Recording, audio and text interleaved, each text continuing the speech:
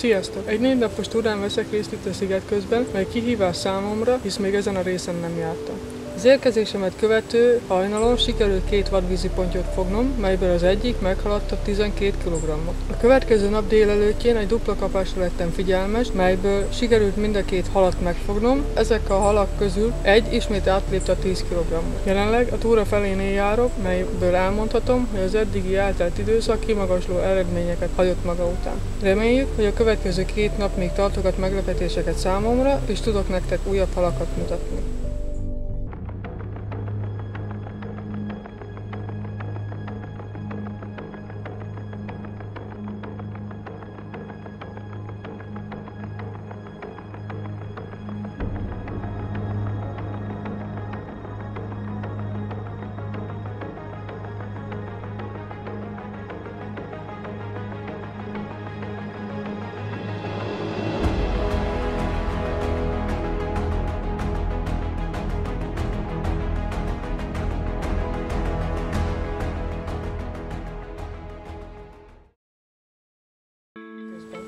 Az elmúlt 2 nap kimagasló eredményeit tekintve sikerült 4 darab szép vadvízi pontyot fognom. Az első 2 már a megérkezésemet követő hajnalán jelentkezett, melyből az egyik meghaladta a 10 kg-ot. Majd a következő nap délelőttjén úgymond egy dupla kapás zavarta meg a csendet, melyből ismét egy 10 kg feletti halat sikerült mérlegelnem. Az időjárás tekintve volt mindenben részem, esőbe, napsütésbe, szélviharba, de ez nem szegte kedvemet, és még hátra van 2 napom.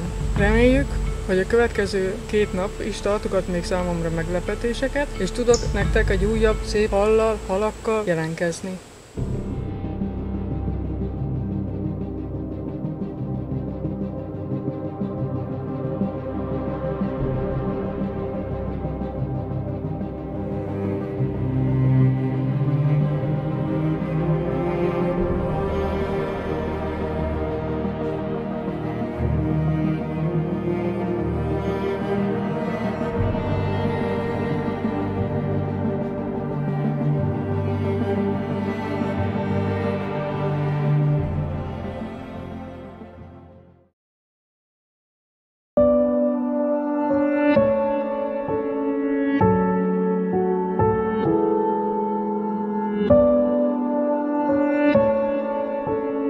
Panaszra nincs okom, hisz az utolsó halam egy gyönyörű szép vadvízi tükörponty, mely meghaladta 13 kg-ot. Eszméletlenül örülök neki, hisz, mint tudjuk, a tükrösök igen ritkák.